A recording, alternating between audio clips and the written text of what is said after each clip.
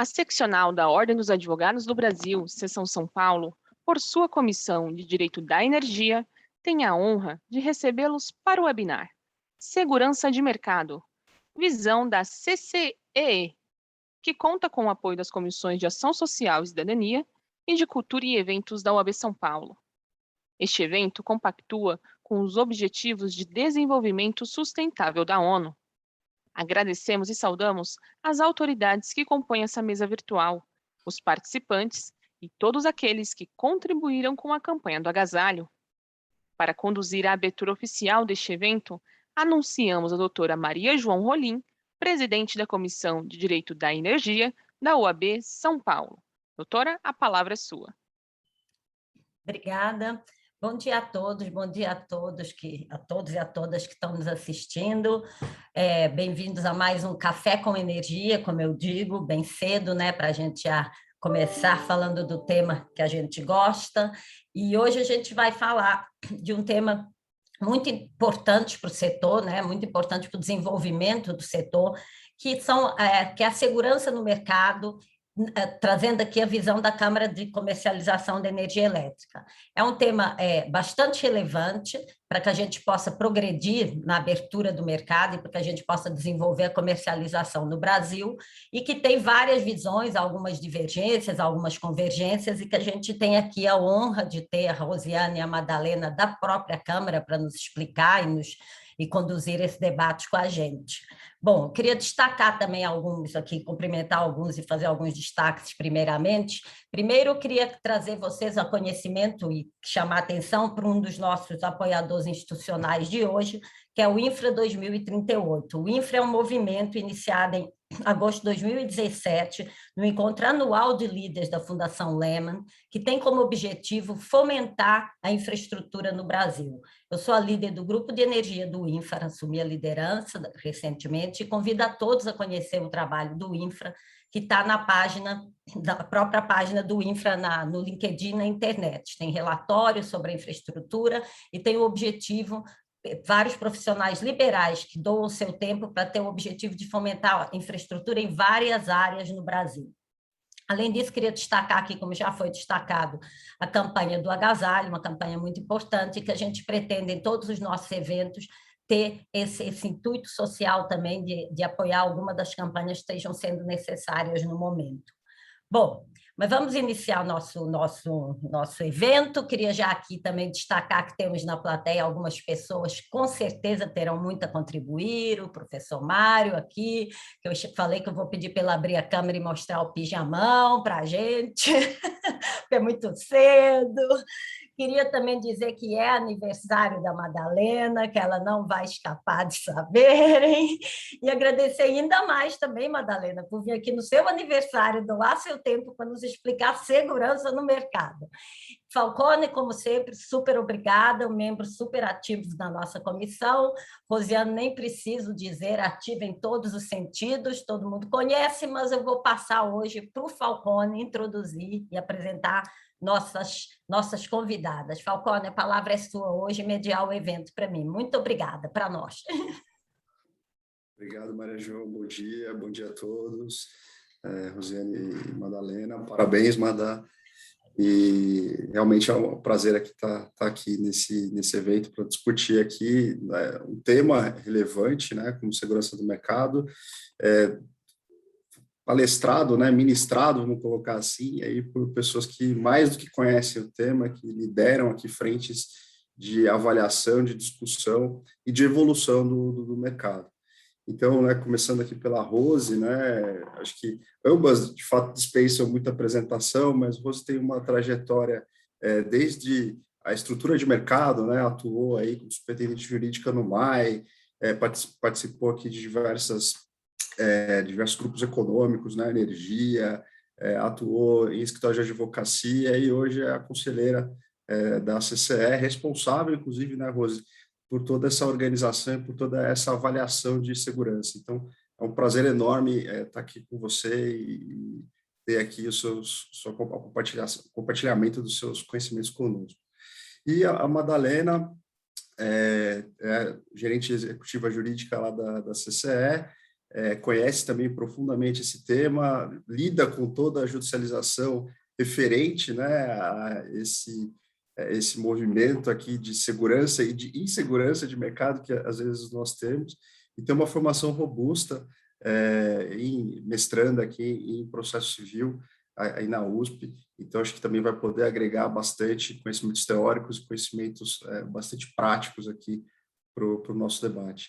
Acho que as palestrantes aqui são mais do que conhecidas de todos, então eu já queria passar direto aqui para vocês poderem se apresentar e fazerem aqui a apresentação inicial, e a hora que vocês quiserem eu posso colocar aqui a apresentação, os slides aqui para guiar o nosso papo. Rose e Madalena, por favor.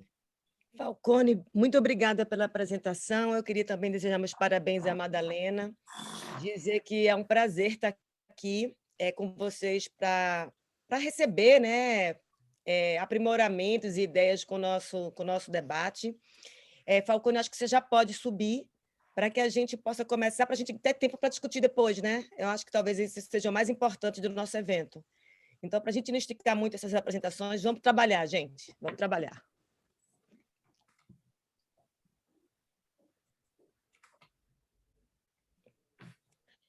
Pode ir para a próxima logo, Falcone. Aí.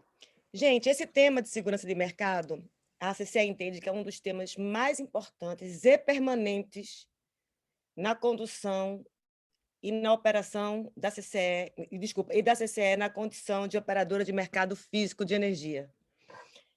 A gente observa que a gente está num momento muito ímpar, né? É um momento em que ele pode aparentar uma grande vulnerabilidade, e tem, mas também com essa grande vulnerabilidade tem grandes oportunidades. Então, a gente está num momento em que a gente está num furacão da modernização do setor elétrico. A gente teve aí a entrada do PLD horário, estudos para discussões para saber se a gente vai continuar com o modelo, ou despacho por modelo, ou despacho por oferta de preço. A gente tem aí hoje a gente está com, aqui tem 11.573 agentes, mas a gente já está com 11.839 até semana passada. Então, a gente deve chegar ao final do ano com pelo menos 12.000 agentes, gente. E olha que a gente começou em janeiro de 2010 com 1.043 agentes. Então, a gente cresceu praticamente 10 vezes o número de agentes. Isso representa muita coisa, né? O mercado duplicou de tamanho em 5 anos. E aí a gente tem o PLD horário, a gente tem aí a provável separação de lastro e energia, a gente tem aí a entrada cada vez maior, a partir do momento que essas operações forem ficando mais maduras, de derivativos de energia. E aí a gente não pode ter, na verdade, uma segurança de mercado de acordo com 2 décadas atrás. Assim, a gente tem que entender que, da mesma maneira que o mercado vai evoluir, que o nosso papel nesse mundo aí, nessa fase nossa aí de 3D, né? Consumidor empoderado, digitalização, renováveis, a gente não pode ficar com o modelo de segurança que a gente tem hoje, assim, não cabe mais. E, diante disso, a gente tem uma questão que é muito importante, eu peço ajuda a todos vocês e à sociedade, é que a gente tem que trabalhar culturalmente para entender que isso precisa mudar, né? A gente tem que trabalhar essa como é que eu posso dizer? Esse costume com que temos hoje, que não existe em nenhum lugar do mundo um mercado de operação física de energia que se comporte ou que tenham garantias como o nosso mercado tem, né? Próximo, por favor.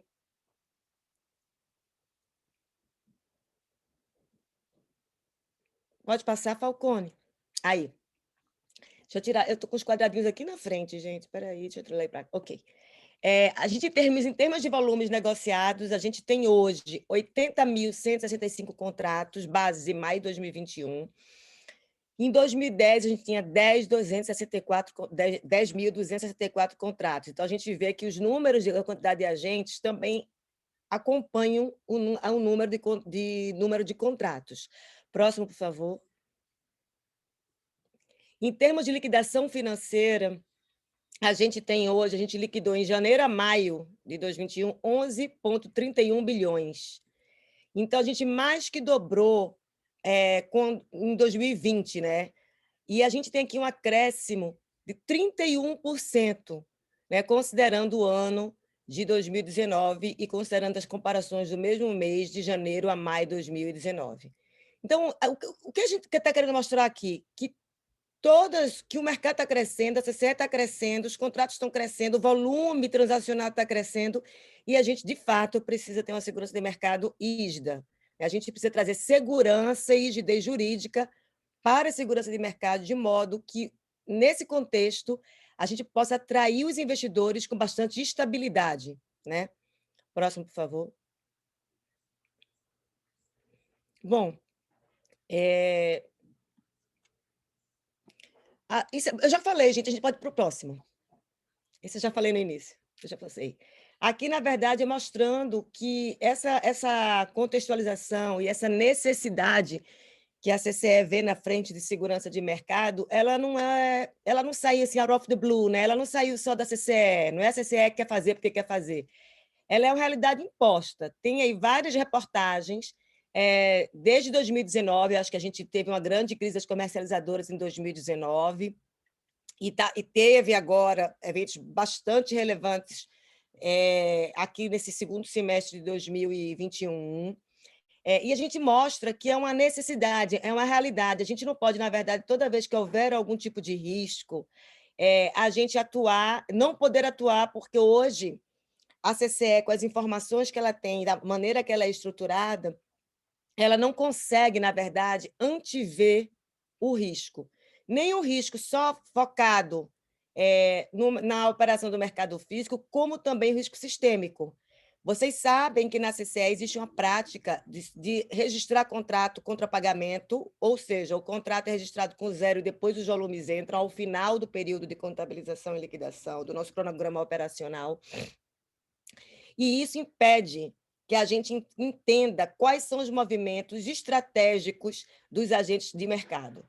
É muito interessante observar que, para que a gente tenha uma segurança efetiva, a gente precisa enxergar essas eventuais, entre aspas, ameaças ou inconformidades antes. E a gente tem que entender que, na CCE, a gente só enxerga a ponta do iceberg do que está sendo comercializado. Porque, na verdade, por trás do registro da CCE, ou do que é registrado na CCE, tem os contratos bilaterais, tem os contratos que estão negociados em balcão. Então, a gente precisa, de fato, ter informações tempestivas e hábeis para que a gente possa, de fato, enxergar riscos futuros no âmbito da comercialização do nosso país. Próximo, por favor. Aqui mostrando a questão do risco sistêmico, né? O mercado de derivativos, e que está sendo assim, bastante comentado, tanto pela BBCE como pela B3, ele decorre do asset que nós entregamos, que é o PLD horário, justamente para gerenciar, na verdade, a volatilidade do PLD e considerar que, como a gente está num mundo que o consumidor está cada vez mais empoderado e tem muitos contratos por perfil de carga, considerando fontes, inclusive, que estão sendo compradas, esses contratos de derivativos eles servem, na verdade, para hedge financeiro, né? Para gerir o risco da volatilidade do PLD. Então, a gente não pode dizer que não exista uma interdependência ou um olhar sistêmico e holístico para esse conjunto, né? O físico e o financeiro. É lógico que a gente não vai fiscalizar derivativos, a ideia da CCE não é fiscalizar derivativos, nem regular derivativos, não, inclusive a gente não tem nem competência legal para isso. É muito importante colocar isso, porque muitas vezes, quando a gente fala do risco sistêmico e que mostra essa independência, a gente já recebi várias perguntas perguntando, mas, Rose, vocês querem olhar as operações e fiscalizar as operações derivativas? Então, já estou antecipando uma das perguntas, de jeito nenhum, não queremos, não vamos fazer, e não é essa a nossa ideia, mas a gente precisa entender as exposições financeiras, para que a gente possa olhar o nosso setor e nosso ambiente de comercialização de modo sistêmico para antever riscos que, de fato, possam acontecer. Tá, gente? Próximo. Bom, a gente tem 3 notas técnicas. A nota técnica 1, que a Madalena vai explicar mais adiante, que já está em audiência pública. O prazo se encerra sexta-feira agora, e a gente, pelo que eu conversei com a ANEEL, essa resolução deve ser publicada em outubro, tá, gente? E aqui, a inteligência dessa nota é, de fato, elevar, subir a régua para a entrada, manter a régua alta para a manutenção e, na verdade, ter uma saída mais efetiva, não tão longa, vamos dizer assim. A nota técnica 2, ela, na verdade, ela aprimora o mecanismo de vendas de excedente. A gente está propondo aí garantias financeiras para esse mecanismo. E a ideia aqui é evitar movimentos especulativos na utilização desse mecanismo. A nota técnica 3 é a nota técnica que está na ANEEL ainda sem relator, e agora ela se chama nota técnica 3.1, é a que trata do monitoramento prudencial. O monitoramento prudencial, a gente se inspirou no mercado financeiro, e a gente, obviamente, não fez um corte e cola, porque não tinha sentido, a gente tem que respeitar as nossas especialidades e nossas características do setor elétrico, mas a gente se inspirou em como o mercado financeiro funciona. Então, ela tem toda uma visão de mercado financeiro, trazendo para o setor elétrico o monitoramento prudencial. Ela está na ANEEL, está sendo preparada para abertura de audiência pública, que acho que deve acontecer, talvez, ainda essa abertura ao longo do mês de setembro e início de outubro. Próximo, por favor. Bom, eu vou deixar agora vocês com a Madalena, nossa aniversariante, para que ela explique os detalhes da nota técnica 1. E aí eu vou deixar, depois disso, acho que o mais importante é a gente ter um papo aberto, uma conversa tranquila, para a gente conversar sobre esse tema, que é um tema bastante palpitante. Acho que eu e a Madalena somos apaixonadas pelo tema, dormimos e acordamos pensando em como melhorar a segurança de mercado, e acho que vai ser muito gostoso, porque a gente está na meio da nossa casa, né? Nós duas somos advogadas, então é muito bom conversar com o advogado. E é isso. Madá, a bola está com você. Bom dia a todos, obrigada aí pelos parabéns. Eu brinquei que o evento era no dia do meu aniversário, então eu queria só começar me dando parabéns, mas eu não imaginei que fosse tão público assim, né? Então eu fiquei sem graça aqui, mas obrigada a todo mundo. Vamos falar de nota técnica 1, que eu fico mais confortável. Ele falou que era o objetivo, Madalena, deixar você sem graça. Foi ele, hein? Foi atingido com sucesso. Vamos lá, pode passar o próximo, por favor. Como a Rose citou, então, essa primeira nota técnica ela tem por escopo aí ampliar o rol de exigências nos critérios de entrada, né, dos agentes aí, candidatos à comercialização de energia. A gente tem também uma tratativa sobre os critérios de manutenção, aí basicamente com a ideia de fazer uma reavaliação constante, né, dos critérios de adesão e que habilitam o agente aí a estarem aderidos no mercado. E os critérios de saída são alguns ajustes para que a gente possa fazer a revogação do outorga ou desligamento, especialmente em casos de perda desses critérios anteriores. Né? Próximo, por favor. Então, em relação aos critérios de entrada, né, acho que ele vai avaliar basicamente 4 pontos. O relacionamento aí dos candidatos com seus respectivos grupos econômicos, né, se houver, obviamente, a questão societária, né, especificamente aí do sócio, capacidade financeira e capacidade técnica. Em relação aos primeiros, a ideia aqui é que a gente avalie, que a CCE e a ANEEL possam avaliar o relacionamento dos candidatos aí, dos sócios de determinada empresa, em relação a outras empresas que estão em monitoramento ou que são inativas, né? Elas não comercializam e já tem ali uma outorga disponível. E a ideia é que, se a empresa já tiver em monitoramento, evitar que o agente simplesmente se esquive de obrigações, abrindo aí uma nova empresa e deixando, entre aspas, aí os problemas da empresa anterior sem solução.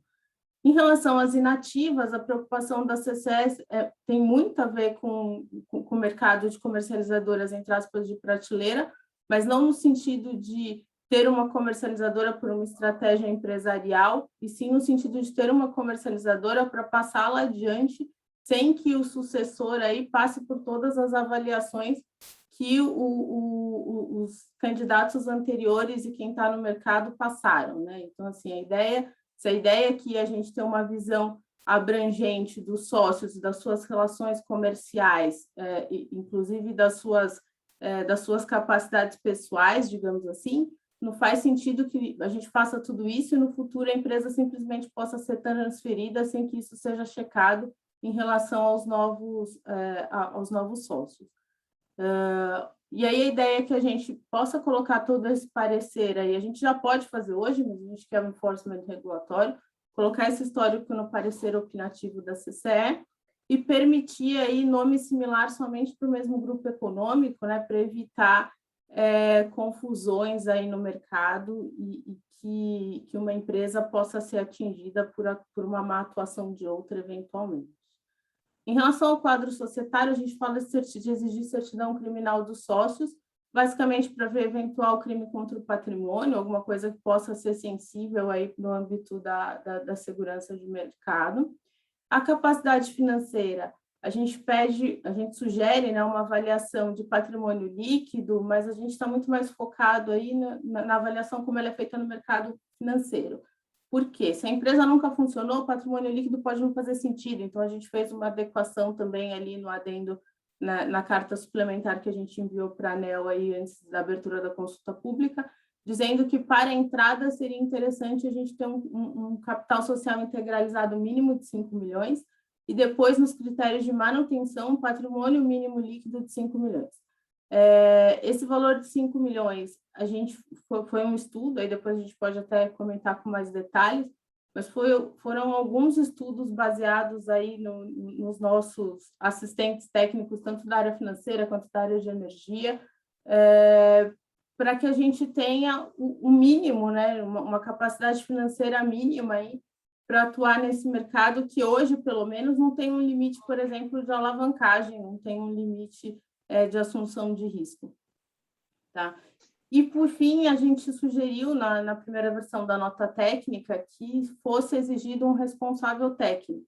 A princípio seria um sócio, depois um colaborador responsável pelo trading, e aí depois, na nota suplementar, a CCE, depois de ouvir muito o mercado e discutir esse assunto, pondera com a ANEEL que talvez esse requisito não seja necessário, mas mesmo assim a ANEEL, no voto do relator que foi para a consulta pública, ele indica essa possibilidade. Então, na verdade, ele abriu aí para ouvir o mercado e tomar uma decisão a respeito. O próximo. Aí, nos critérios de manutenção. Em relação ao quadro societário, a gente prevê uma anuência prévia, como eu disse, da CCE e da ANEEL para alteração de controle societário, e, de novo, para evitar que um sucessor consiga uma comercializadora sem passar por todas as avaliações que são exigidas ali quando da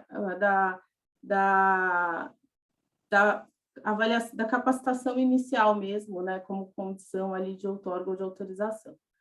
A capacidade técnica, como eu disse, tinha lá como manutenção manter aquele responsável técnico, que depois a CCE disse que pode ser um item não essencial, mas a ANEEL abriu para abertura de mercado, para a discussão do mercado. Depois, critérios administrativos, né? A gente sugeriu deixar como a exigência formal de atualização cadastral e de sanções por descumprimento não financeiro, que basicamente hoje a área de monitoramento da CCE, na atividade ali constante de monitoramento de todo o mercado, já exige alguns documentos, já faz alguns questionamentos dos agentes, mas não tem na resolução um prazo e uma sanção específica. A sanção que está lá hoje, ela já é direto na 701, limitar o acesso do agente ao sistema. O que, por uma obrigação, às vezes, um inadimplemento simples de uma obrigação não financeira, que pode ser sanado com uma advertência, enfim, a gente acha que é muito gravoso. Então, a gente coloca lá uma sugestão para que a gente possa, sim, sancionar o agente que se recusa constantemente a fazer a atualização cadastral, a enviar informação para monitoramento, mas a gente também sugere que essas sanções sejam escalonadas, né? Que a gente possa começar com uma advertência, com uma multa, e aí ir até o desligamento, né? O impedimento de acesso ao sistema, sim, mas não de largada. E, por fim, nesses critérios... Opa, desculpa. Não sei se eu falei o último. Desculpa. Falei sim, obrigatoriedade de solicitação do monitoramento. Desculpa. E aí, por fim, a gente tem os critérios de saída, Então, basicamente, equalizar os prazos de desconexão, né, do agente do ACL com a CR. Como vocês sabem, no ACR, o agente tem 15 dias, ele é notificado em 15 dias para regularizar sob pena de desconexão, e no ACL tem, pela 545, 10 dias de notificação da CCE e depois cai nos 15 dias de notificação do INS ou da distribuidora que está lá na 414. Então, o que a gente está sugerindo aí é que o ACL e o ACR ambos tenham um prazo de 15 dias, então precisa se reduzir esse prazo de 10 dias prévios aí da 545 para 5, e aí com isso ambos ficariam com 15 dias aí desse prazo de notificação prévia antes do desligamento. Em relação à capacitação técnica, a gente fala, hoje tem a situação de perfil específico de usina, né? Uma usina desligada, ela fica lá com perfil específico para que se contabilize a geração e abata eventuais dívidas. O fato é que hoje, por ela ficar com esse perfil, o fato dela ter esse perfil específico e não ser desconectada, permite com que ela consuma nesse perfil. E aí não acontece o cenário de capturar consumo para reduzir a dívida. Então, o que a gente está dizendo é, nesse cenário em que se criou um perfil específico para reduzir a dívida exclusivamente, que não seja permitido o consumo, ou seja, que a gente faça, de fato, a desconexão aí da usina. A gente entende que sucessão em caso de inadimplemento, né? Se o sucessor aceitar se responsabilizar pela dívida, a gente não vê um problema. Então, a gente acha que hoje deve ser permitido aí fazer essa sucessão em caso de inadimplência, quando o sucessor assume a dívida do sucedido. E a gente entende que deve ser um requisito aí para desligamento a perda de qualquer desses requisitos anteriores. A gente entende que isso não só dá um enforcement para todas as exigências, mas também coloca aí livre ao mercado, né, de eventuais agentes que tenham aí reincidências, né, em descumprir obrigações aí, especialmente as não financeiras. Quer comentar, Rose, os próximos passos? Quero sim. Bom, gente, falando um pouquinho, então, depois de ter dado um overview da nossa nota técnica número 1, né, a gente aqui está em setembro, né, já. Então, essa nota técnica se encerra sexta-feira, como eu disse antes, para contribuições. A gente acha que leva aí mais uns 10, 15 dias para que a própria ANEEL absorva as contribuições, e eu acho que, feito isso, aí nos primeiros 10 dias de outubro deve sair a publicação da resolução e implementação. Acho que esse é o nosso cronograma aí otimista, né? A gente conta que seja feito dessa forma. Acho que acabou, não sei se tem mais alguma. Tem mais alguma, Falcone? Bom, dizer aqui também muito importante a contribuição de vocês, né? Em que pese a gente só tem mais hoje e amanhã. Espero que vocês tenham contribuído ao longo desse processo, dessa consulta pública. A gente entende, e é um drive aqui da segurança de mercado, dessa frente estratégica da CCE, da segurança de mercado, ouvir muito o mercado. A gente entende que a gente está virando a chave do olhar para essa questão da segurança de mercado. A gente sabe que é diferente do que a gente veio e está acostumado a praticar, e a gente acredita fortemente que quanto mais a gente converse, quanto mais diálogo e quanto mais contribuição, mais legitimada as medidas e as alterações que a gente quer fazer estruturais de como olhar o tema segurança de mercado é melhor, todo mundo ganha. Então, a gente vai ter uma nota técnica aí a 3.1 bastante importante. Eu acho que esse conjunto de nota técnicas vai ter mais uma, 4. Eu e Madalena, a gente já começou a trabalhar nessa nota técnica 4, que é a que vai falar de garantias. A gente espera que essa nota técnica de garantias a gente encaminhe para a ANEEL até no final de outubro deste ano, e a gente vai trabalhar muito para que ela ponha em audiência pública ainda, ou em consulta pública esse ano, para que a gente tenha, ao final do ano de dezembro, as resoluções publicadas para depois operações shadow, né, no ano que vem. De qualquer forma, a gente pode fazer esse mesmo exercício com as outras notas técnicas, se vocês quiserem, à medida que a gente vai evoluindo e a gente vai apresentando para vocês. Mas é muito importante a contribuição de vocês, porque, no fundo, a gente está abraçando o tema, que é um tema estrutural, e ele é um tema permanente, porque, como vocês sabem, a comercialização de energia elétrica e a operação desse mercado ele é muito dinâmico. Então, os produtos e serviços que vão decorrer a partir dessa grande transformação, separação de energia, PLD horário, derivativos de energia, eles vão ser cada vez mais complexos e mais especiais a partir do momento que o mercado for entendendo como funciona essa simbiose, né, e esse jogo entre o mercado físico e o mercado financeiro, e a gente precisa estar atualizado e um passo à frente disso, gente. Então, eu conto com a inteligência da nossa classe aqui de advogados. A gente está super aberto a diálogo, a conversas e aprimoramentos, e aí eu encerro aqui me colocando à disposição de vocês para perguntas. Obrigada, Rose, obrigada, Madalena. Eu acho que temos, sim, algumas perguntas. Obrigada por trazer o material. Também peço depois que me encaminhe, porque a gente gosta, se for possível, a gente gosta de deixar à disposição de todos. Eu vou passar para o Falcone trazer algumas perguntas, mas vou antecipar umas que estão no chat para vocês, e também não resisto trazer algumas aí para vocês dividirem. Falcone, eu vou colocar algumas, aí você vai coordenando com a Madalena e com a Rosiana. Bom, primeiro, eu queria trazer que eu acho assim, assustador o tanto que cresceu, né? A CCE, desde os tempos que começou, eu sempre vinha acompanhando as apresentações. Isso é assustador, é positivo, claro, a gente vê o mercado aí ficando mais pujante, a gente quer um mercado forte, mas a pergunta é como lidar também com esse número imenso de agentes, né? Num setor de regulação de certa forma complexa, a gente não pode dizer que seja simples, né?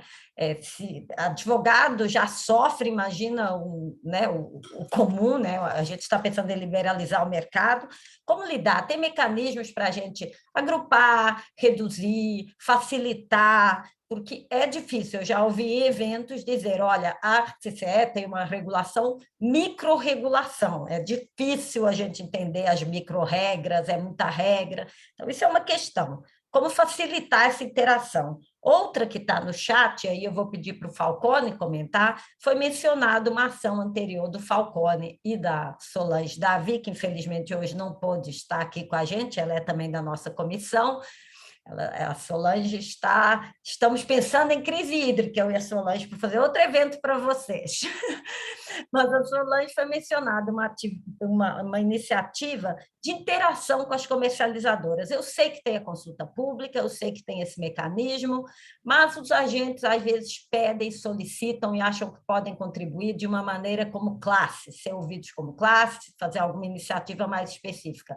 Falcone, como que foi? Conta para a gente, e aí a Rose e a Madalena podem também nos dizer um pouquinho, né, do que pensam nesse sentido. E a outra pergunta que tem do André Bueno, obrigada, André, é sobre o capital. Ele pergunta um pouco do capital mínimo, foi mencionado que seria 5 milhões, e eu pergunto qual o critério ou parâmetro para esse número. E a última que eu não resisto é como conciliar regras, garantias, segurança, com liberdade de mercado no sentido concorrência. Como não fazer um mercado que seja só para os grandes, que haja um espaço para o mercado trabalhar, falir, dar certo, entrar, sair. Mercado livre de verdade. Tem espaço para isso? Deixa aí, não sei quem começa, o Falcone coordena. Eu jogo tantas perguntas, depois eu desligo e fico aqui assistindo. Falcone, posso responder aqui? Como quiserem. Por favor, Rose, quer começar? Pode falar.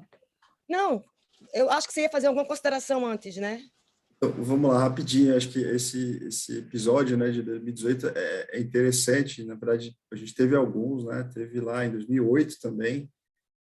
Acho que o primeiro grande episódio que a gente começou a ter até uma discussão arbitral, né, bastante grande, para discutir contratos, exigibilidade de contrato, quais eram os requisitos contratuais e assim por diante. E algumas decisões, acho que bem relevantes, que sedimentaram a força dos contratos no ambiente livre. Acho que foi o primeiro grande movimento. Mas foi um movimento duro, que acabou em grande judicialização, como eu falei, arbitragem e tudo mais, e muita discussão, né? Teve muita gente que acabou levando algum prejuízo, né, relevante.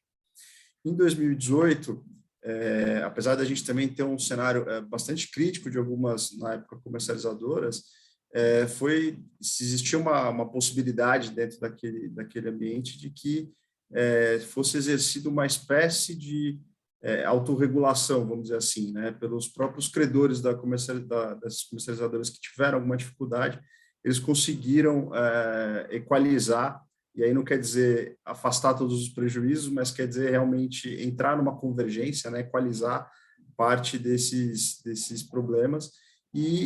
Mas foi aí que começou, né, acho que mais fortemente, no momento mais recente, a discussão da necessidade de se aprimorar os mecanismos para se trazer uma segurança mais institucional, né, uma segurança mais organizacional dentro do mercado de energia. E aí isso vai culminando não só nas crises mais recentes, como a gente, né, começou a viver agora, mas em iniciativas. E aí eu também já queria aproveitar e emendar, que a Rose citou, mas que seria interessante comentar um pouquinho mais do duplo flag, né? Eu acho que é exatamente um dos itens que trata aí, ou foi uma das razões de você trazer dificuldade não só de gestão, mas depois de conseguir equalizar o problema, né? Como esses contratos muitas vezes não estão registrados, a hora que você vai integrar o mundo físico, né, de entrega de energia, que é o que está lá no CCE, com os contratos no ambiente livre, né, o mundo comercial, como a gente chama, acaba trazendo aí uma dissonância tão grande que muitas empresas ou algumas empresas acabam indo exatamente para a falência. E, do ponto de vista de uma estrutura de mercado, não é desejável que a gente não tenha aqui barreiras de defesa, né? A primeira barreira de defesa, às vezes, acaba sendo a falência da empresa. E aí a gente não tem propriamente uma defesa, né? Então, acho que a experiência de 2018 foi muito boa, ela se mostrou acertada naquele momento, mas agora, né, a gente está vivendo algo razoavelmente parecido, e eu não sei, a impressão que eu tenho é que a gente não tem aqui a mesma condição, né, de dar aquele tratativo de autorregulação que foi feito no passado. Então, essa aqui é a minha impressão. Rose e Madalena, por favor. Vou tentar responder as perguntas aqui da Maria João, mas se eu esquecer de alguma, Falcone, você me ajuda a lembrar. A primeira que tem a ver com o crescimento, né, da CCE, número de agentes, enfim, eu acho que a gente procurou e buscou uma resolução que está na mesa, que é o comercializador varejista. Na verdade, precisa de regulamentações, né, mais específicas. Acho que está sendo feito um trabalho pela ANEEL junto com a CCE para isso, mas eu acho que a solução disso é, de fato, ter o comercializador varejista, na verdade, como uma solução para diminuir a quantidade de agentes, porque aí o nosso tratativa vai ser com este agente comercializador varejista. No futuro também vai existir o papel do agregador de medição, né? A gente não tem ainda isso regulamentado, mas ele é uma figura importante para o perfeito funcionamento, inclusive, do varejista. E, eventualmente, no futuro, de uma eventual desverticalização de D&C também. Então, a gente acha que, apesar de não estar regulamentado agora, eu acho que são duas grandes ferramentas, instrumentos para a gente conseguir lidar com o crescimento e com o volume transacionado e com a quantidade de agentes que hoje tem na CCE. Vai chegar um momento que, de fato, a gente não pode permitir que isso cresça mais, né? Então, por isso que a figura do comercializador varejista é tão relevante para a CCE, e a gente entende que é um movimento que veio para dar certo e deve dar certo.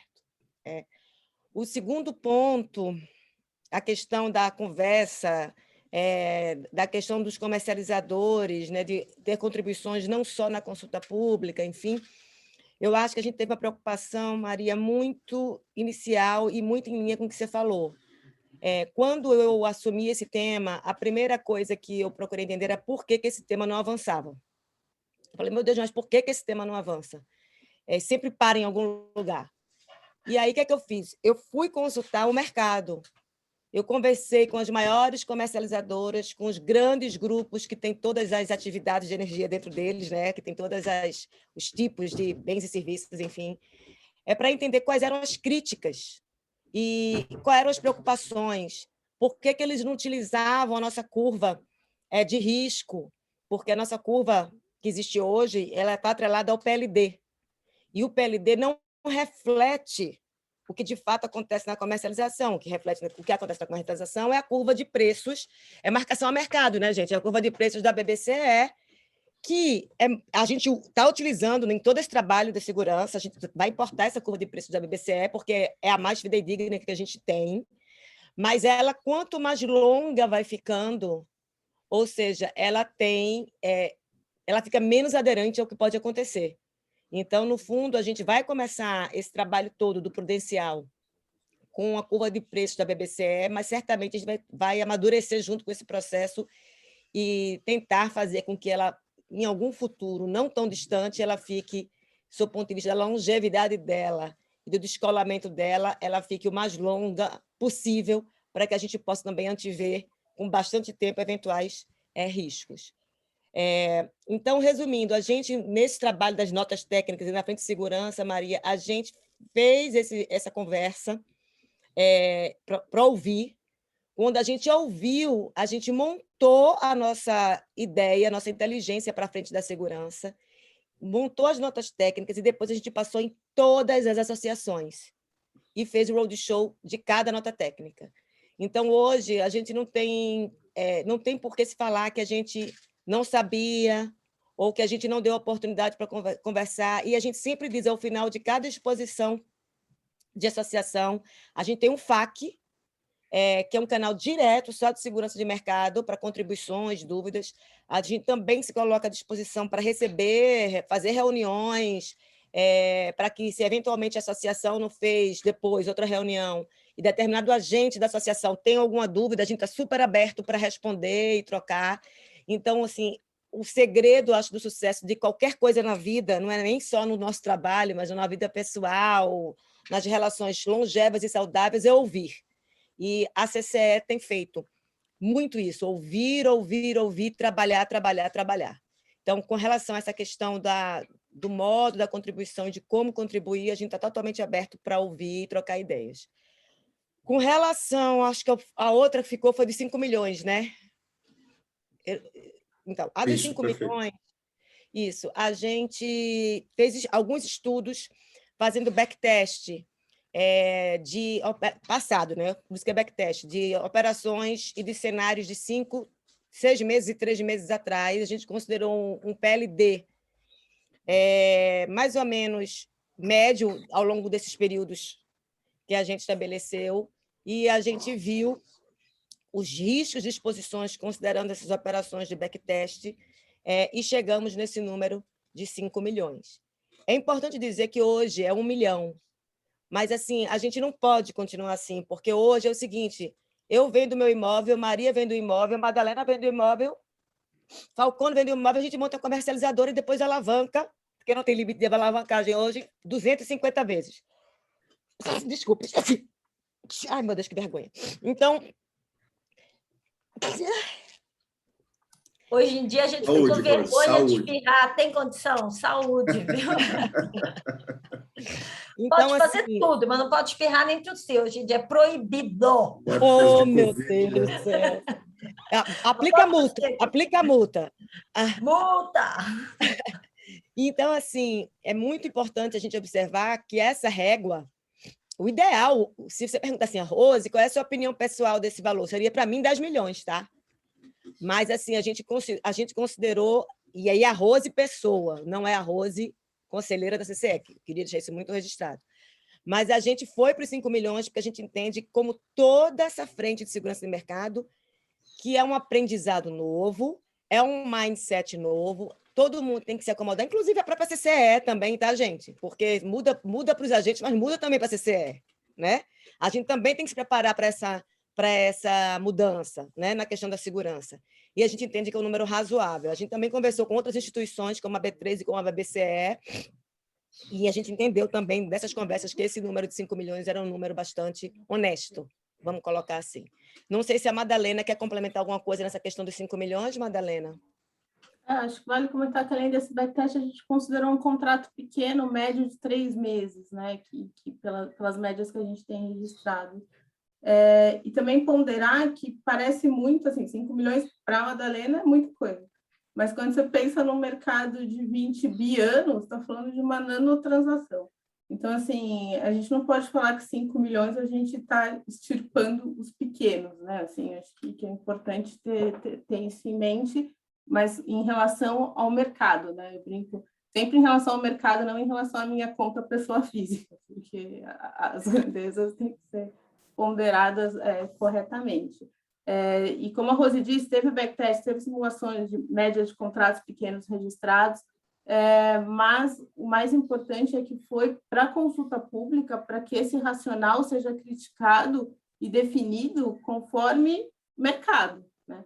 Então, assim, é importante aí o resultado dessa consulta pública. A gente, obviamente, não tem poder nem a pretensão de escrever na pedra esse valor, mas a gente precisa que ele seja estabelecido, que ele seja maior do que ele é hoje, para que fique minimamente aderente aí a uma operação frente à grandeza do mercado.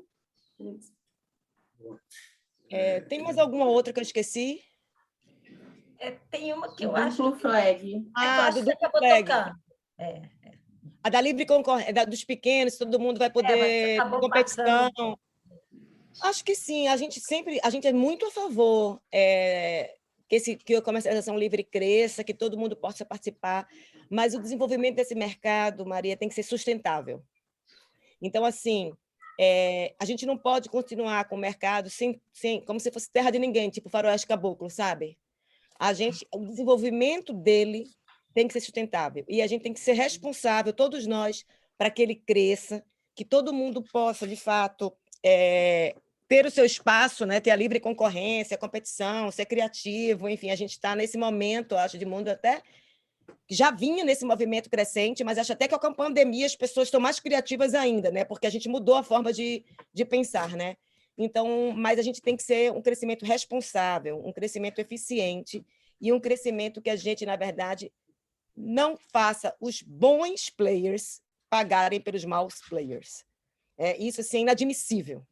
É inadmissível que a gente tenha um mercado em que os bons paguem pelos maus. No mercado financeiro, por exemplo, tem a contraparte central, que não é o nosso caso. Mas você tem, na verdade, vários waterfalls, né? Até você, de fato, depois da contraparte central, ir em alguém aportar alguma diferença após a garantia da contraparte central. Então, a gente não tem a contraparte central, a gente não está pronto para isso ainda, isso vai acontecer ainda quando as clearings começarem a aparecer, enfim, mas que não acho que isso vai acontecer agora, em 2 anos, 3 anos, acho que tem um tempo aí de 5, 6 anos para que essas clearings se estabeleçam, mas eu acho que a gente não pode, na verdade, a gente tem que pavimentar o caminho para que a gente tenha um mercado cada vez mais livre, mas que esse desenvolvimento seja responsável, seja sustentável. Sem isso, fica muito complicado. Então, essa seria a resposta que eu te daria falando sobre a questão da competição, da livre concorrência, enfim. Acho que tinha mais um que eu esqueci. Não sei se eu esqueci. Acho que em relação, vale comentar também que em relação à atuação da CCE, né, agora também nessa crise recente, todo mundo sabe que tem no âmbito da CCE a questão da competência lá de conciliação entre os agentes e tal. Obviamente, muito do que acontece na Câmara é confidencial e permanece confidencial. Então, assim, nesse período aí, nessa nova crise, tiveram várias reuniões, tiveram vários approaches com alguns agentes diretamente envolvidos ou afetados, mas quando a gente também pensa no cenário de autorregulação, autorregulação não é autocomposição, né? Ela acontece ou tudo bem, vai cada um para um lado ver como resolve o seu prejuízo. Assim. No mercado financeiro tem autorregulação e as operações são 100% garantidas.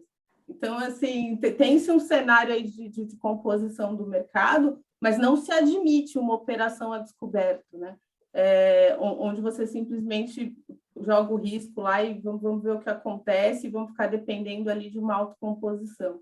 Então, é importante também que o mercado de energia, quando se compara, e muito se compara, não é uma questão, se você está comparando. Não, o mercado sempre diz, mais no mercado financeiro. Não. Sim, mas lá não tem operação a descoberto, né? Então, quando a gente se compara, a gente tem que ter a maturidade também de entender que lá a Madalena não pode operar com a mesma liberdade que uma multinacional, pessoa jurídica, opera, né? Então, assim, há limites e há garantia.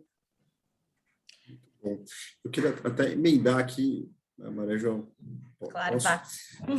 emendar aqui numa pergunta do Vitor, que acho que tem a ver com a provocação aqui do flag e tal, que é assim, olha, a gente às vezes, né, a gente acaba não tendo uma estrutura que proteja exatamente quem está adimplente, né? Ele coloca aqui essa preocupação, esse incômodo, que acho que é o incômodo de todos.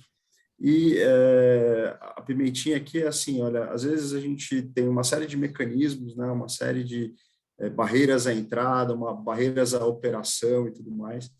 Longe de dizer que a gente não deveria ter nenhuma barreira à entrada e nenhuma barreira à operação, e garantia nada mais é do que uma barreira à operação a descoberto, como foi colocado. Todos os mercados, né, quanto mais maduros, mais equilibrado isso é entre a viabilidade de você ter uma barreira, mas também a viabilidade de você conseguir operar no mercado e com liberdade, né, com formas de registrar e de propriamente ganhar dinheiro, que é a função, uma das funções dos mercados, sobretudo de capitais. Mas acho que o incômodo dele é assim, a gente tem aqui uma série de barreiras e no passado, né, lá em 2018, foi viabilizado, foi factível que o próprio mercado chegasse a um consenso e não transpassasse, não levasse a inadimplência de algumas comercializadoras naquele momento para outros agentes, né?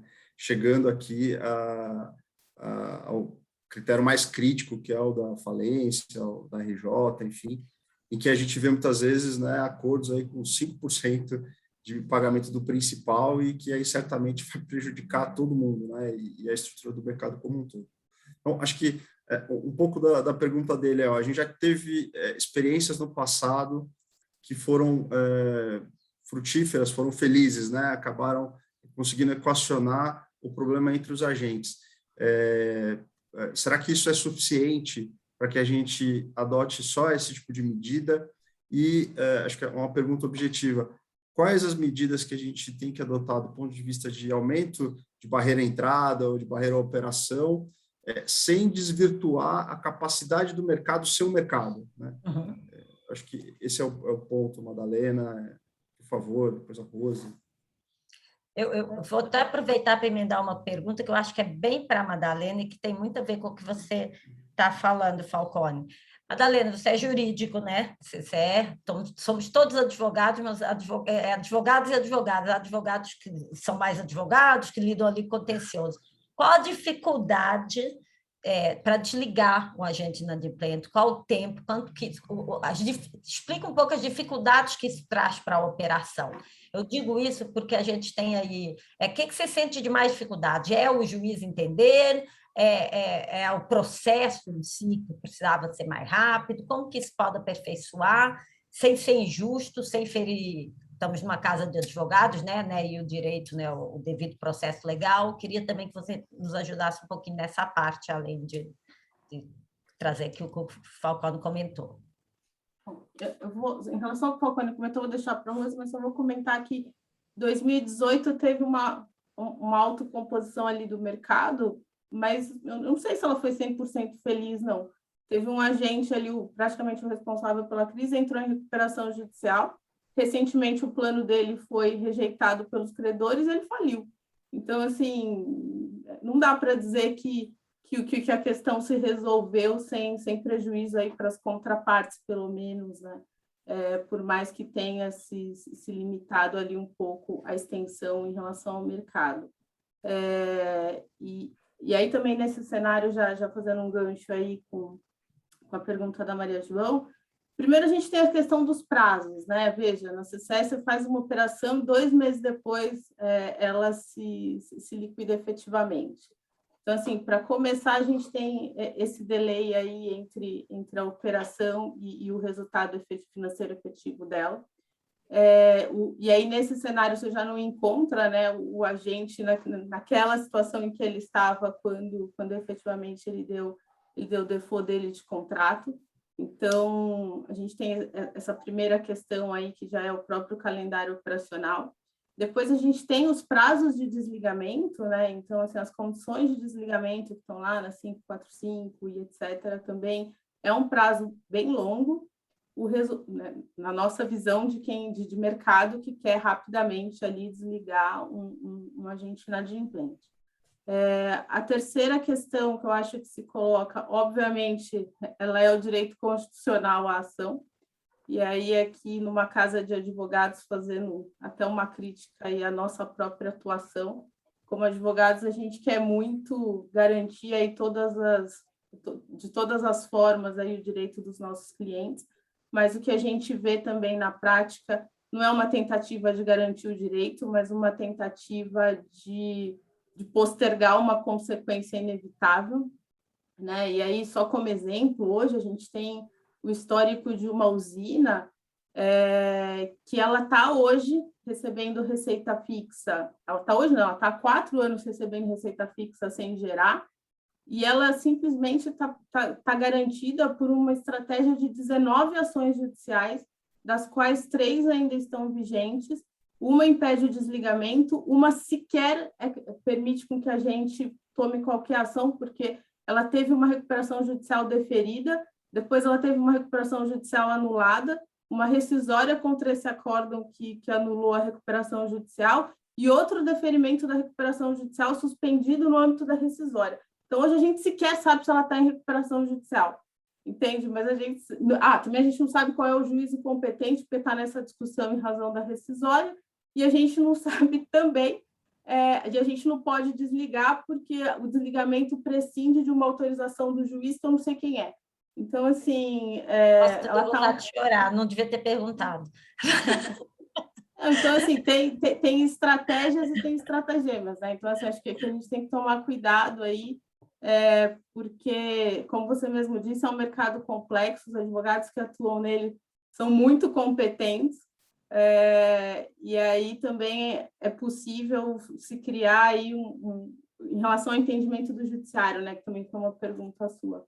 O judiciário, ele avalia a situação basicamente com o Código de Defesa do Consumidor e a lógica do Código Civil, lições básicas. Isso, para a gente explicar o nosso mercado e o nosso cenário, é insano. Assim, só quem aqui já teve a oportunidade de despachar sabe do que a gente está falando. E aí a gente tenta simplificar ao máximo, enfim, mas eles não têm essa noção de consequência multilateral. Isso é muito, muito perigoso. E aí, sem ter essa noção, é muito fácil socializar os riscos, né? Então, assim, você pessoaliza o ganho e socializa os riscos e danos, assim. Então, isso é muito, muito arriscado, muito prejudicial para o mercado. E aí, de novo, como a gente vem falando, dado esse cenário crescente aqui, eu acho que é importantíssimo a gente pensar em operações cada vez mais asseguradas. Bom, eu só complementaria, aí depois do que a Madalena respondeu, que eu acho que foi bastante completa a resposta dela, mas eu devolveria uma pergunta, né? Nós somos todos advogados. Eu não mais exerço, mas sou, né? A gente não pode ter um desenvolvimento sustentável, de uma comercialização sustentável baseada na judicialização ou baseada em arbitragem, né? Porque a gente, por toda essa história que a Madalena comentou, muitas vezes sai do controle, da situação de contorno, que os agentes, em tese, achavam ou partiram da premissa que resolveriam bilateralmente. Porque, exceto um momento assim, que a gente sabe que teve muita negociação de contrato com a questão da pandemia, enfim, muitas vezes você não consegue negociar amigavelmente. Aí você vai colocar o risco da sustentabilidade do setor na judicialização do setor. Então, eu acho que, nessa questão, assim, eu devolvo com essa pergunta, é muito melhor ter as regras postas, as regras claras, o mercado cada vez mais seguro. Aí muitas pessoas falam assim, mas a segurança custa. Você vai interferir na liquidez do mercado. A nossa resposta para isso é não.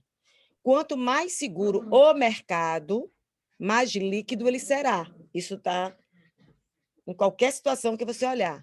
Agora, partir de um ponto em que a gente não tem uma segurança estruturada, ou seja, o custo hoje é nada, para ir para alguma segurança minimamente organizada, é lógico que não tem um custo, gente, para a gente poder começar, é o custo de partida de organizar essa segurança, né? Mas esse é um tema que a gente olha com bastante atenção, com muito carinho. A CCE, em todas as propostas que ela coloca na mesa, ela observa a questão da liquidez do mercado, como um princípio que deve ser observado, uma medida que deve ser observada. Então, a gente não está ali simplesmente para colocar regra e para aumentar o custo do agente, não do mercado, e acabou. A gente não tem esse espírito, a gente tem um espírito de mercado. E a gente sempre se coloca na posição de um agente de mercado antes de elaborar nossas propostas. Então, eu queria também que vocês ficassem bastante tranquilos nisso, que o tema da liquidez é um tema de nossa preocupação permanente, e que a gente vai sempre pautar nossas discussões internas durante a discussão desses trabalhos. Legal. Rose, acho que é importantíssimo isso que você falou agora, né? E tem até uma pergunta aqui que vai mais ou menos nessa linha. A gente está falando bastante de barreira à entrada, né? E acho que a preocupação de todos aqui é assim, é uma preocupação de a gente não criar burocracia desnecessária, mas que ela tenha uma utilidade, né, para realmente proteger quem está adimplente, né? Acho que esse é o espírito da pergunta do Vitor, e também tenho bastante essa preocupação. Quando a gente fala de barreiras à operação, né, que propriamente é uma estrutura de segurança, como a gente está colocando aqui, vocês trouxeram um elemento muito importante, que é o da alavancagem, né? E não vai ser os 5 milhões de barreira à entrada que vai propriamente acabar com a questão da alavancagem, vai ser a estrutura de garantia, né? Então, eu queria que vocês falassem um pouquinho disso e comentassem também um pouquinho mais sobre a estrutura do desligamento, né? Acho que não só tem os prazos, né, que são prazos, alguns deles são até concomitantes, né? Então, a CCE notifica, tem o processo dentro da CCE, isso pode ir para a ANEEL, e aí se inicia o processo de desligamento do sistema. Dependendo do agente, né, isso já é operacionalizado no próximo mês de operação, na próxima contabilização. Dependendo do agente, tem que ir para a distribuidora, notificar de novo, se for um caso do consumidor, dar mais um prazo e assim por diante. A gente consegue jogar isso, sei lá, em 20 dias, né? Pegar o prazo geral lá do Código de Processo, 5 dias de manifestação, aproveitar a notificação da CCE junto com a notificação da distribuidora. Não sei se isso está dentro do radar de vocês. E aí, então, assim, objetivamente, acho que a primeira questão é como proteger a alavancagem, e a segunda questão é aproveitar a pergunta do Rafael Janiques aqui, que, assim, as empresas estão, quando elas vão ser desligadas da CCE, né, elas, de fato, fazem tudo para não ser desligadas, porque a dificuldade de ir para o mercado regulado e a dificuldade de se reerguer é muito grande, né? Então, como que a gente faz para tratar isso? A necessidade de você desligar rápido e proteger uma estrutura de mercado de atacado e, ao mesmo tempo, manter aqui a estrutura das empresas que também utilizam a energia elétrica, né, como item básico de sobrevivência, né? Queria ouvir um pouquinho vocês duas sobre... A questão do endereçamento do prazo de desligamento está endereçado na nota técnica 3.1. A gente está reduzindo o prazo de desligamento para 25 dias. Então, por quê? A nossa ideia é o seguinte: você ficou inadimplente uma vez, você só vai comprometer, de fato, um mês após o seu fato praticado. Então, eu vou passar vou fazer mais um comentário, depois eu faço para a Madalena, que ela pode dar uma detalhada no processo, né? Assim, de como a gente vai fazer, enfim, mas está bem detalhado na nota técnica 3.1, e a gente está reduzindo esse prazo, que em média é 90 dias, para 25 dias, tá? Sem prejuízo do recurso ANEEL, 25 dias dentro da CCE, né? Do início ao fim do processo. Bom, esse é o primeiro ponto. O segundo ponto... Qual foi o outro ponto que você levantou, Falcone, que alguém levantou? O da alavancagem. Da alavancagem. O da alavancagem também está endereçado na nota técnica 3.1. Você vê que eu quero falar do duplo flag, né, Rose? Desculpa te cortar, mas você vê que eu quero muito falar do duplo flag, né? Vamos falar dele. O duplo flag, na verdade, gente, ele vai ser voluntário. Fala logo, Falcone! O duplo flag vai ser voluntário, gente, mas ele vai ter 3 incentivos. E, basicamente, o duplo flag é que você negociou, você registra o valor negociado mesmo, os prazos. A gente precisa ter essa informação. E muitas vezes as pessoas não fazem isso porque como não tem garantia estruturada, fica sujeito a pagamento para depois entregar, né? Para depois criar seu vínculo lá no clique. A gente está propondo o seguinte: você registra o que você negociou no dia, você assinou seu contratinho, você registra lá exatamente como ele é. esse primeiro registro não gera obrigações jurídicas, ou seja, obrigação de vinculação de entrega de energia. Então, é como se ele tivesse um caráter informativo. Tá? Quando chegar naquele prazo de ajustes, no cronograma normal da CCE, como é hoje, que eu acho que é MSD mais 9, você vai registrar, vai ser o segundo flag, o segundo registro, que é o que vai valer, ou seja, é o que vai vincular você a determinada obrigação de entrega. E, a partir daí, segue o rito normal, como é hoje. O que é que muda para quem registra antes?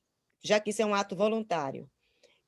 A gente vai dar 3 incentivos, um incentivo institucional, que é o selo da CCE de boas práticas. Eu não sei se vai ter esse nome, mas essa é a ideia. Em que a gente quer criar um viés educativo. A gente quer dizer o seguinte, que as grandes casas, os grandes, que a gente acha que vai começar pelos grandes, essa adesão, esse registro voluntário, comecem a fazer, e pela própria prática, a prática da estratégia comercial do agente, ele diga assim, eu só quero negociar com quem tem esse selo de boas práticas. Então, isso é meio que educativo. O segundo é um incentivo operacional. Quando essa primeira ideia do duplo flag surgiu, muitos agentes falaram que isso ia encarecer o custo operacional deles, porque eles iam ter que ter a preocupação do primeiro flag, depois ia ter o perfil de carga, né? Qual foi o consumo, porque normalmente todos esses contratos têm uma faixa, né? Do perfil de carga em que varia de 0 a 20, 0 a 30, enfim, de variação do que foi contratado, e eles iam ter que ter esse trabalhão todo para registrar primeiro, depois verificar de fato o que foi medido, o que foi consumido, para depois fazer o segundo registro de acordo com o que de fato aconteceu na gestão desse contrato. A gente resolveu isso. A gente está dizendo, olha, você não precisa fazer isso. Nós vamos implementar uma ferramenta no Clique, que a gente está chamando de flexibilização operacional, em que no ato do seu primeiro registro, você vai dizer qual é a sua margem flexível do contrato. E, em função de como a gente tem a medição dentro da CCE, o próprio sistema vai informar de fato o que aconteceu, a gente vai fazer a comparação do que aconteceu medido em função da sua margem de flexibilidade contratual, e a gente vai informar você. E, dito isso, você faz o seu segundo clique, seu segundo flag, desculpe. Então, a gente também está propondo essa flexibilização operacional. A terceira é um incentivo regulatório. É um incentivo em que, se você ficar com insuficiência de lastro, para quem registrou voluntariamente os contratos, nós vamos dar a possibilidade da cura ou da regularização dessa insuficiência de lastro para o mês seguinte. Então, você não é penalizado naquele mês, você tem um mês para regularizar adiante, e aí, quando você regularizar, essa penalidade não será cobrada. Então, são esses 3 incentivos que nós estamos trabalhando para o segundo flag.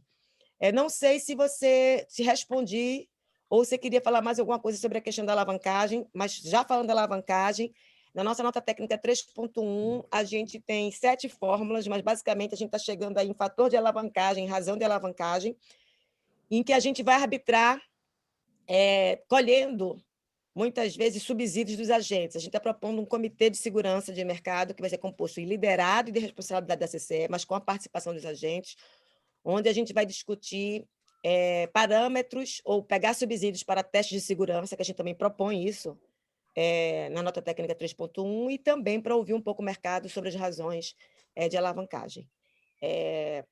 Mas, como bem disse o Falcone, a alavancagem só, ou o regramento da alavancagem, por si só, não resolve a questão das garantias.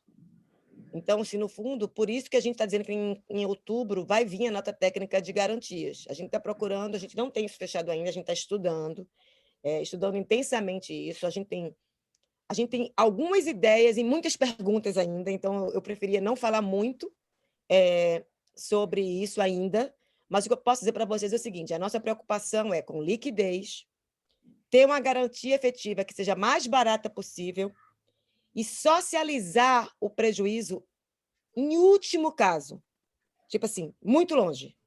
Então, a gente tem esses 3 princípios aí que a gente tem procurado construir na solução de apresentar para vocês a questão de garantias. Eu vou passar, Falcone, para a Madalena. Não sei se ela quer complementar alguma coisa do que eu disse, Madá, fica à vontade. E aí depois você faz o fechamento aí, ou contribui aí com o que você queria. Pode ser assim? Acho que em relação aos prazos de desligamento, você comentou bem, né? A proposta da nota técnica 3.1.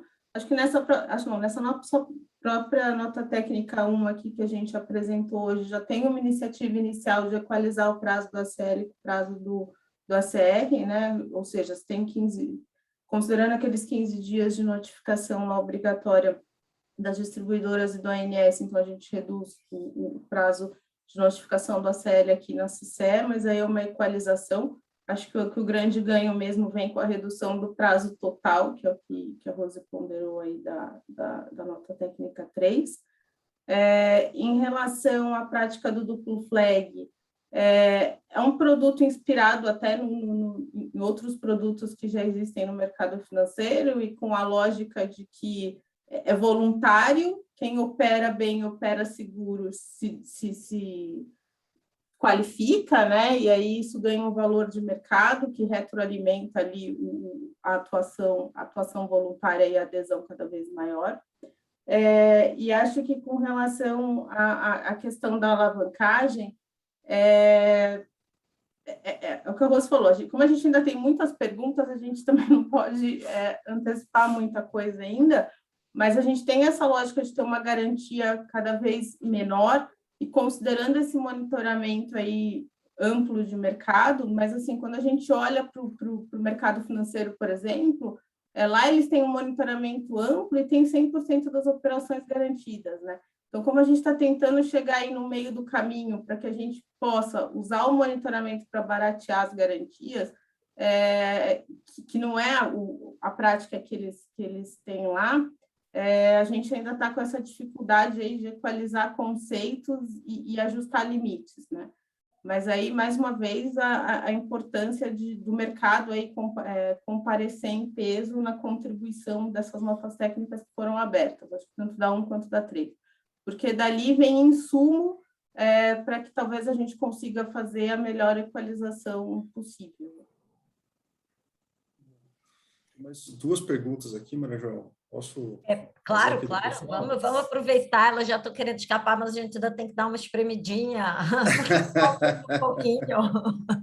Olha, o André comentou agora há pouco, né, se a CCE tem aqui uma ideia, né, de se tornar uma espécie de B3, como fazer isso.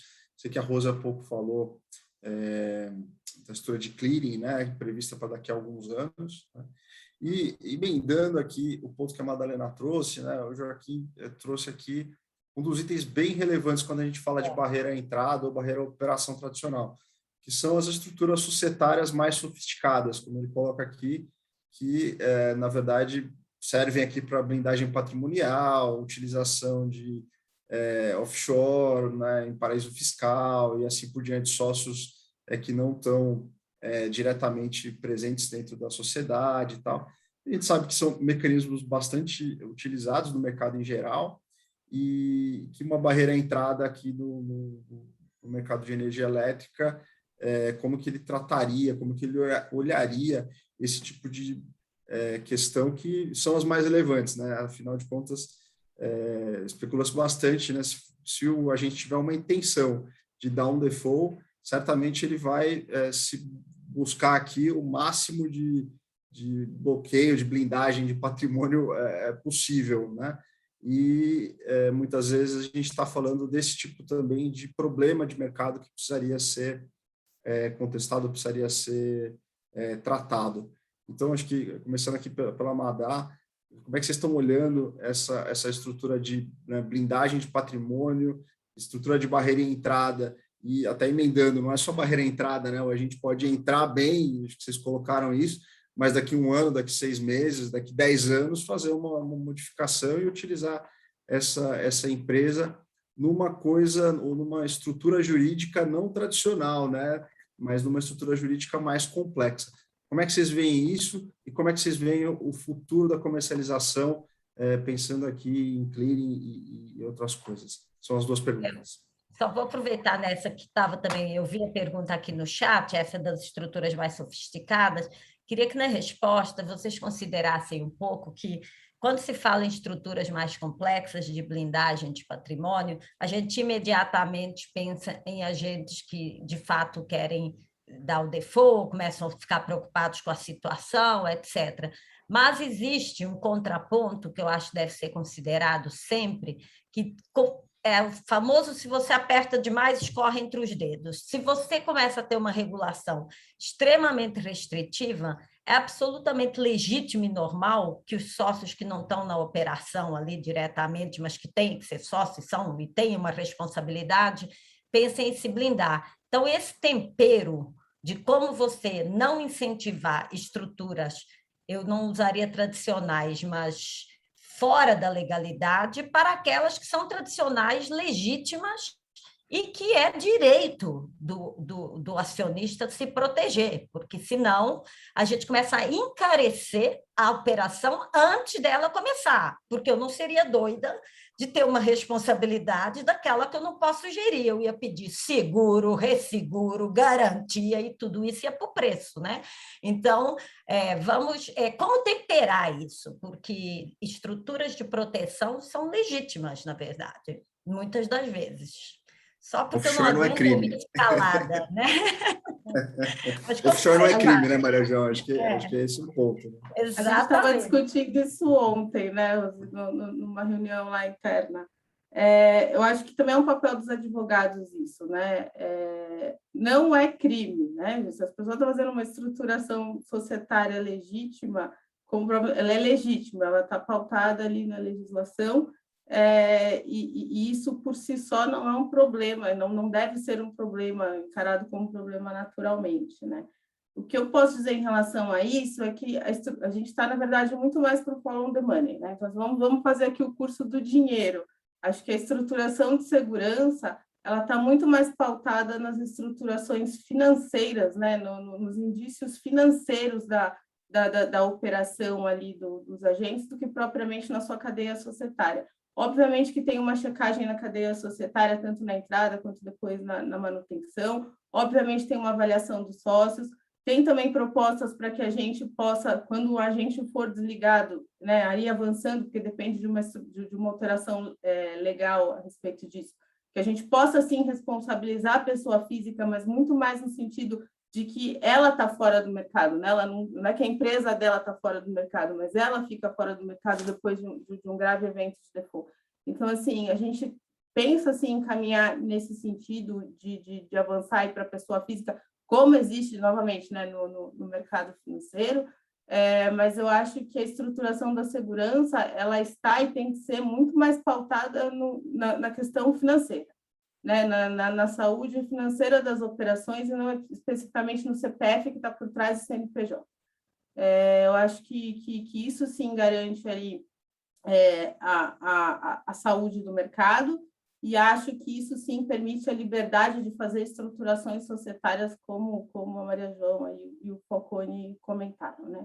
O nosso foco não é inicialmente fazer um monitoramento, barreira de entrada, de manutenção, com base na estrutura societária como ela é composta, mas sim que a gente possa, através disso, avaliar a saúde financeira e as operações financeiras aí, né, seguindo o dinheiro e não os CPFs. Acho que isso é um recado importante. E acho que a outra pergunta, Falcone, sem ser estrutura societária, tinha sido da clearing, né? Eu vou dar minha resposta e fechar o microfone antes que a Rose me vá. Mas, assim, do ponto de vista jurídico, a CCE, eu diria que a CCE hoje está no mesmo caminho que a Bovespa esteve, né? Então, assim, do ponto de vista jurídico, é possível mutualizar e avançar é possível, né? Todos nós sabemos. Eu acho, mas tem uma questão aí muito forte, e a Rosa vai comentar aqui na sequência, que é a questão da posição institucional do momento e de como a gente pode ajudar o mercado a se estruturar melhor e mais rápido, né? E nesse momento a gente realmente acredita que a gente pode ajudar mais fazendo aí uma estrutura segura e firme da operação no mundo físico aí como operador de mercado, como acontece em outros lugares aí do mundo. Pronto, Rose, falei e desliguei. Não, gente, na verdade, esse é um tema sempre se pergunta, e eu posso dizer que, por hora, a gente não pensa em ser clearing, não. Na verdade, porque a gente tem aqui no fundo, isso é uma questão de política pública, né, gente? Porque, olha só, hoje nós somos neutros, nós somos uma associação sem fins lucrativos e temos muita credibilidade e transparência, nós acreditamos nisso, porque nós temos neutralidade no que a gente faz, né? Quando você opta para ser uma clearing, essa questão da neutralidade, da imparcialidade, ela muda, né? Então, essa não é uma resposta fácil de dar, porque a gente tem essa componente, que talvez seja a componente principal para ser avaliada, bem como a política pública que vier a ser estabelecida, né? Então, o que a gente acha que, no momento, a gente tem que fazer, a gente tem que ajudar que essas estruturas aconteçam. Então, a gente hoje está preparando a CCE, não só em termos de tecnologia, gente, a gente está aí com a solução de computação confidencial para a frente de segurança e mercado, assim, espetacular. Mais avançada do que a B3, a nossa solução tecnológica, entendeu? E a gente vai se preparar para esse mundo como gente grande mesmo, gente séria, né? A gente quer, como CCE, ser uma referência de operador de mercado mundial. A gente quer chegar lá e a gente vai chegar lá. Agora, esse caminho da clearing ele tem que ser estudado. Existe uma previsão, acho que é no PLS 232. Eu não sei se é lá em algum lugar, que a gente tem que fazer um estudo sobre clearing em bolsas. Acho que até 2022, não é, Madalena? 2023, sei lá. Até 2 anos depois. E a gente, no cronograma do SIM, né? No cronograma do SIM. E a gente vai cumprir o cronograma, né, gente? A gente vai entregar nota técnica de garantias e a nossa 5ª nota técnica vai ser esse estudo. Então, assim, isso tá no radar, a gente não está deixando nada passar. Mas, no momento, então, provavelmente, em algum momento do ano de 22, esse estudo da CCE vai sair, né? E a gente vai ter muita possibilidade de conversar com todo mundo.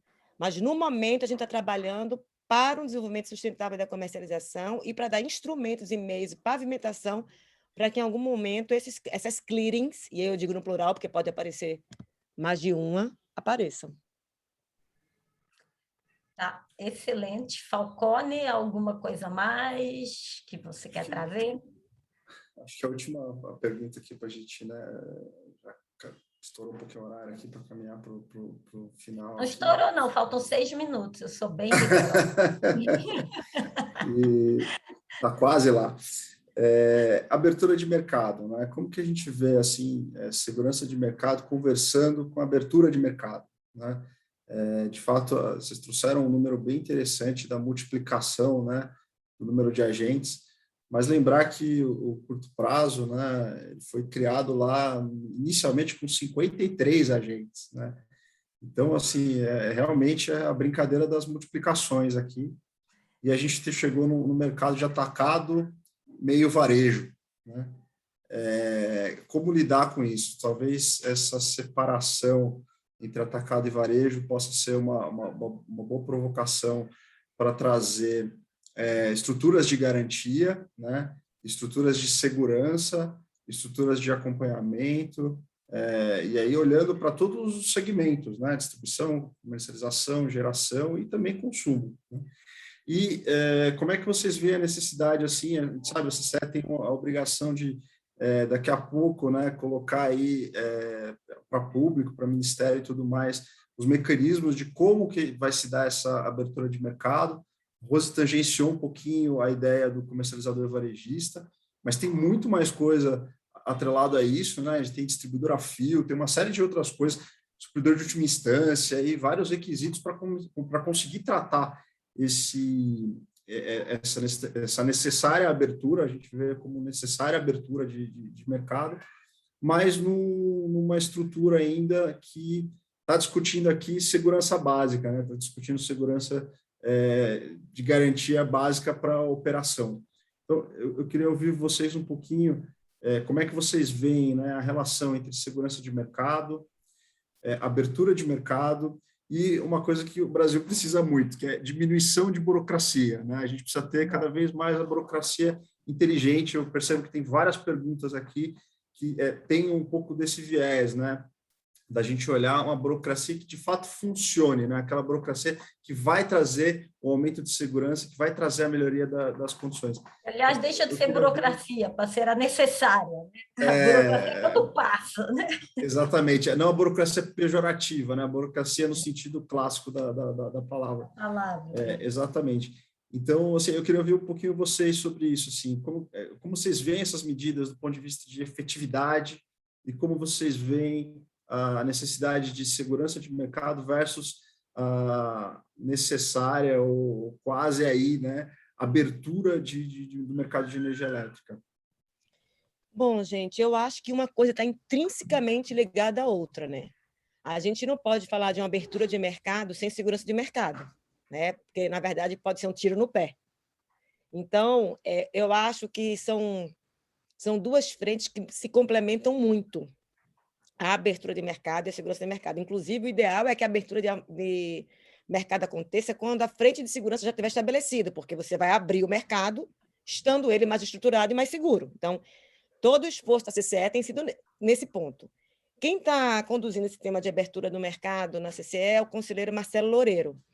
Mas, respondendo e tangenciando essas duas perguntas, ele já passou pelo Conselho, ele passou pelo Ministério e agora ele vai começar a fazer roadshow pelas associações, explicando qual é a proposta da CCE. Mas, relativamente a esses dois pontos, da separação do fio, né, da comercialização regulada do fio, e tem um outro ponto que você falou, Falcone, foi esse... Distribuidor de última instância, distribuidora fio... Distribuidor de última instância, obrigado, isso. E distribuidor de última instância, eu acho que esses são os dois pontos, talvez, mais complexos de serem resolvidos.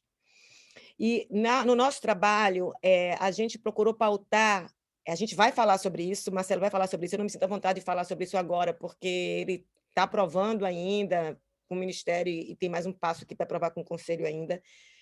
Mas a nossa preocupação, na verdade, foi que a gente tem que fazer a abertura do mercado e a gente tem que pautar naquilo que é um obstáculo para a não abertura. Então, assim, se determinada situação, como, por exemplo, o supridor de última instância ou a desverticalização DC, não for um empecilho, a gente acha que a gente deve abrir o mercado e deve endereçar a questão do que pode ser feito, o que deve ser feito, quais são os problemas que acontecerão se não forem feitos.